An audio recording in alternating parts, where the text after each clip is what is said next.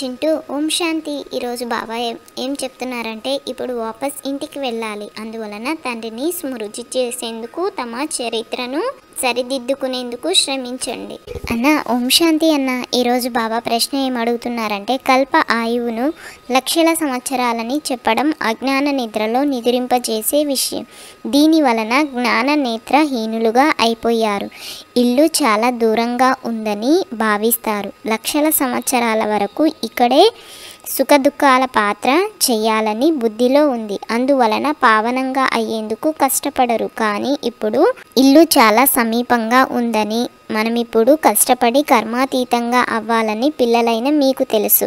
మధురాతి మధురమైన పిల్లలకు తండ్రి ఇప్పుడు ఇంటిని గుర్తు చేస్తున్నారు. భలే భక్తి మార్గంలో కూడా ఇంటిని స్మృతి చేస్తారు. కానీ ఎప్పుడు ఎలా వెళ్ళాలో ఏమీ తెలియదు. కల్పపు ఆయువును లక్షల సంవత్సరాలని చెప్పినందున ఇంటిని కూడా మర్చిపోయారు. ఇప్పుడు తండ్రి చెప్తున్నారు, పిల్లలారా ఇల్లు చాలా దగ్గరగా ఉంది. నేను ఇప్పుడు మిమ్మల్ని తీసుకువెళ్ళేందుకు వచ్చాను. ఇంటికి వెళ్ళాలంటే తప్పకుండా పవిత్రంగా అవ్వాలి. గంగా స్నానం మొదలైనవి మీరు చేస్తూ వచ్చారు, కానీ పవిత్రంగా అవ్వలేదు. పవిత్రంగా అయి ఉంటే ఇంటికి వెళ్ళిపోయేవారు. కానీ ఇంటి గురించే తెలియకుంటే పవిత్రత గురించి కూడా తెలియదు. అర్ధకల్పం నుండి భక్తి చేసినందున దానిని వదిలిపెట్టలేరు. ఇప్పుడు తండ్రి చెప్తున్నారు, భక్తి పూర్తి అవుతుంది. భక్తిలో అయితే అపారమైన దుఃఖము ఉంటుంది. అలాగని పిల్లలైన మీరు లక్షల సంవత్సరాల దుఃఖమును చూడలేదు. లక్షల సంవత్సరాల మాటే లేదు. ఎక్కువ వికారాలలో పడి చాలా మురికిగా అయినప్పుడు అసలైన దుఃఖమును మీరు కలియుగంలోనే అనుభవించారు. రజోగుణంలో ఉన్నప్పుడు కొంచెం తెలివి ఉండేది. ఇప్పుడైతే పూర్తిగా బుద్ధిహీనులైపోయారు. సుఖధామానికి వెళ్ళాలంటే పావనంగా అవ్వండి అని పిల్లలకు చెప్తున్నారు. జన్మ జన్మల నుండి తలపైన ఉన్న పాప భారాన్ని స్మృతి ద్వారా తొలగించుకోండి. స్మృతి ద్వారా చాలా సంతోషంగా ఉంటారు. ఏ తండ్రి అయితే మిమ్మల్ని అర్ధకల్పం వరకు సుఖధామానికి తీసుకువెళ్తారో ఆ తండ్రిని స్మృతి చేయాలి. తండ్రి చెప్తున్నారు, మీరు ఈ విధంగా అవ్వాలంటే ఒకటేమో పవిత్రంగా అవ్వండి, రెండవది చరిత్రను సరిదిద్దుకోండి. నేను ఉన్నంత వరకు మీరు పురుషార్థం చేస్తూ ఉండండి అని తండ్రి చెప్తున్నారు. తండ్రి ఎన్ని సంవత్సరాలు ఉంటారు? తండ్రి కూర్చొని ఎన్ని సంవత్సరాల నుండి అర్థం చేయిస్తున్నారు. చాలా సమయాన్ని ఇస్తారు. సృష్టి చక్రమును తెలుసుకోవడం చాలా సహజం. 7 రోజులలో మొత్తం జ్ఞానమంతా బుద్ధిలోకి వచ్చేస్తుంది. ఇక జన్మ జన్మల పాపము సమాప్తమయ్యేందుకు సమయము పడుతుంది. ఇదే కష్టము. దీని కొరకు బాబా సమయమునిస్తారు. మాయ చాలా వ్యతిరేకిస్తుంది, పూర్తిగా మరపింపచేస్తుంది. ఇక్కడ కూర్చున్న సమయమంతా స్మృతిలోనే ఉండరు. బుద్ధి అనేక వైపులకు వెళ్తూ ఉంటుంది. అందువలన సమయమునివ్వాలి. కష్టపడి కర్మాతీత స్థితిని పొందాలి. చదువేమో చాలా సహజమైనది. తెలివైన పిల్లలైతే 7 రోజులలోనే 84 జన్మల చక్రము ఎలా తిరుగుతుందో మొత్తం జ్ఞానం అంతా అర్థం చేసుకుంటారు. పవిత్రంగా అవ్వడంలోనే శ్రమ ఉంది. ఎవరు తన ఆత్మతో పోల్చుకొని సమస్త జీవులను వాటి సుఖ దుఃఖములందును సమముగా చూచునో అతడే ఉత్తమ యోగి. పురుషోత్తమ సంగమ యుగంలోనే తండ్రి వస్తారు. ఈ విషయం అర్థం చేయించేందుకు ఎంత కష్టపడవలసి ఉంటుంది. తండ్రి పరిచయమును ఇచ్చేందుకే సేవా కేంద్రాలు తెరవబడతాయి. అనంతమైన తండ్రి ద్వారా అనంతమైన వారసత్వం తీసుకోవాలి. భగవంతుడైతే నిరాకారుడు, కృష్ణుడు దేహదారి. అతనిని భగవంతుడని అనలేరు.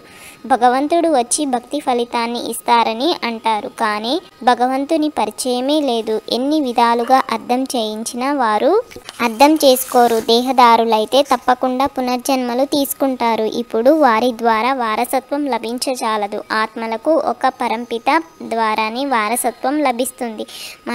మనుషులకు జీవన్ముక్తిని ఇవ్వలేరు. ఈ వారసత్వమును పొందేందుకు పిల్లలైన మీరు పురుషార్థం చేస్తున్నారు. ఆ తండ్రిని పొందేందుకు మీరెంత వెతుకుతూ ఉండేవారు. మొదట కేవలం ఒక్క శివునికే పూజ చేస్తూ ఉండేవారు. మరి ఏ ఇతర వైపుకు వెళ్ళేవారు కాదు. అది అవ్యభిచారి భక్తి. ఇతరుల మందిరాలు మొదలైనవి ఇన్ని లేవు. ఇప్పుడైతే చాలా చిత్రాలు ఉన్నాయి.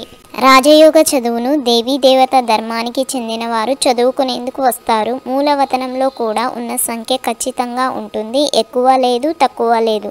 నాటకంలో పాత్రధారుల అంచనా ఖచ్చితంగా ఉంటుంది, కానీ అర్థం చేసుకోలేరు. ఉన్న వారందరూ ఖచ్చితంగా మళ్ళీ వచ్చి పాత్ర చేస్తారు. మళ్ళీ మీరు కొత్త ప్రపంచంలోకి వస్తారు. మిగిలిన వారందరూ అక్కడికి వెళ్ళిపోతారు. ఇప్పుడు ఎవరైనా లెక్క పెట్టాలంటే లెక్కించగలరు. తండ్రి మీకిప్పుడు చాలా గుహ్యమైన విషయాలు తెలుపుతారు. మొదటికి ఇప్పటికీ అర్థం చేయించడంలో ఎంత తేడా ఉంది. చదువుకునేందుకు సమయము పడుతుంది. వెంటనే ఎవరు ఐసీఎస్గా అవ్వలేరు. చదువు కూడా నెంబర్ వారుగా ఉంటుంది. మనుషుల బుద్ధిలో సహజంగా కూర్చునేందుకు తండ్రి ఎంత సహజం చేసి అర్థం చేయిస్తున్నారు. రోజు రోజుకు కొత్త కొత్త పాయింట్లు అర్థం చేయిస్తూ ఉంటారు. భగవద్గీత నిన్ను బ్రతికిస్తుంది, నీకు బ్రతకడం నేర్పుతుంది. పూర్తి బుద్ధిహీనులుగా ఉన్న మనలో మళ్ళీ బేహదు సమర్థత వచ్చిందని మీకు తెలుసు. అది హద్దు చదువు, ఇది బేహదు చదువు. అర్ధకల్పము పగలు, అర్ధకల్పము రాత్రి. 21 జన్మల వరకు మీరు దుఃఖమును కొద్దిగా కూడా అనుభవించరు, వెంట్రుకను కూడా కదిలించలేరు అని అంటారు కదా. ఎవరు దుఃఖమును ఇవ్వలేరు. దాని పేరే సుఖధామము. ఇక్కడైతే సుఖము లేనే లేదు. పవిత్రతయే ముఖ్యమైనది.